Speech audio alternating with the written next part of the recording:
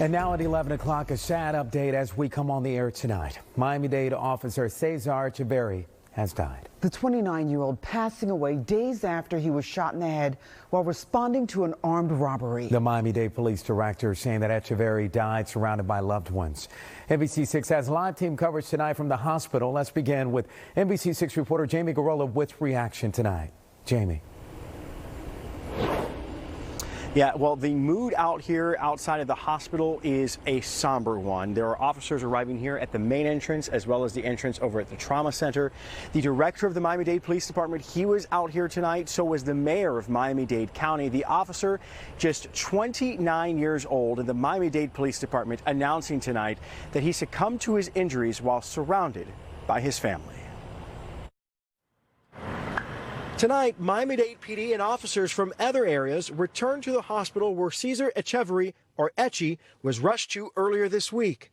After 2 days of fighting for his life, the detective with the robbery intervention detail succumbed to his injuries with his family at his bedside.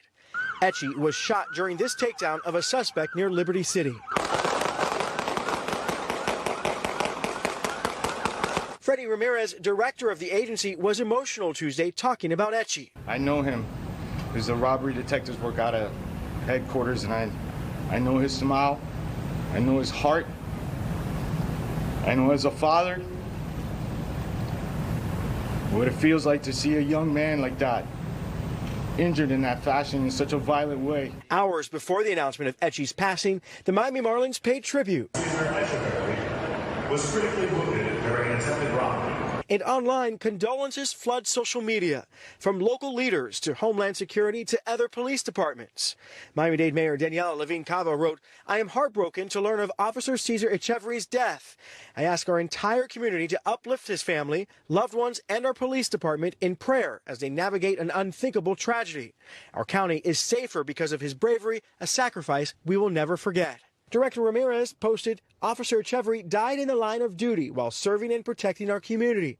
Our law enforcement family will continue to stand beside and support the Echaverry family through this difficult time. We'll never forget." All right, so now as the community mourns and as the law enforcement community mourns, we are expecting next for there to be a procession. Details about that have not yet been released. In fact, that is probably still being coordinated right now as we speak.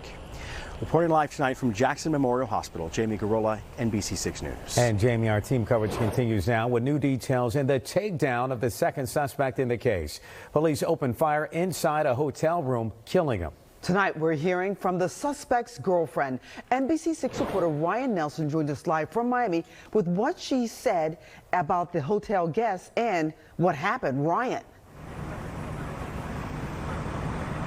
Well, we're here at Jackson Memorial Hospital, and as Jamie mentioned, the emotions here are palpable. And tonight we're not only hearing from that girlfriend, but also a resident who said that they had a bullet casing come into their room. Miami-Dade Police Department Detective Cesar Echaverry, the detective affectionately known as Echy, who was shot Monday night, has died Wednesday at Jackson Memorial Hospital in Miami. He had been at the hospital in critical condition since the shooting. NBC6 obtaining video of that Monday night incident.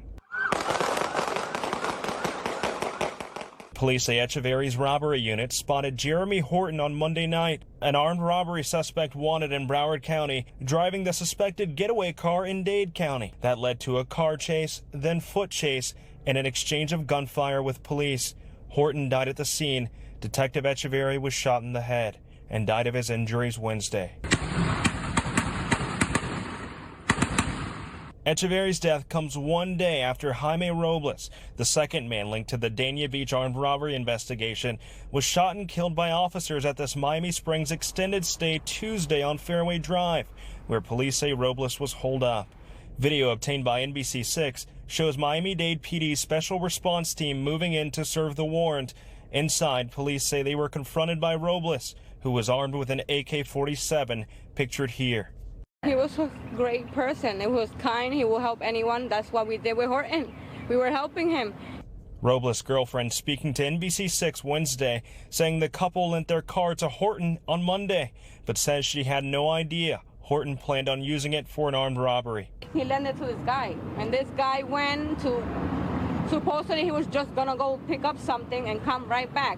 But hours passed, and he never came back, so we thought he stole the car. And later we knew he was on some rumble. Eduardo Cassim says he's staying directly below the room where police found Robles and says he found a bullet casing in his vent. AR-15s right above my family's head, you know, and they had no regard for our life. Another resident sharing these pictures of bullets that came through the wall, one of the bullets flying through the bathroom and stopping in a fridge. That neighbor did not want to go on camera, but said they were babysitting their cousin's daughter at the time. A terrifying thought, says Cassim. If the girl would have been in the bathroom, she would have been shot. I mean, anybody would have been in the bathroom would have been shot. The FDLE is investigating both deadly police shootings of Robles on Tuesday and Horton on Monday. He wasn't linked to that. And what about the robbery, the armed robbery that occurred? Was he linked to that? I didn't even know nothing about that. I'm hearing that from all the news and all that, but I didn't know nothing. And we've reached out to the FDLE for additional information, and as soon as we have that, we will be sure to update you.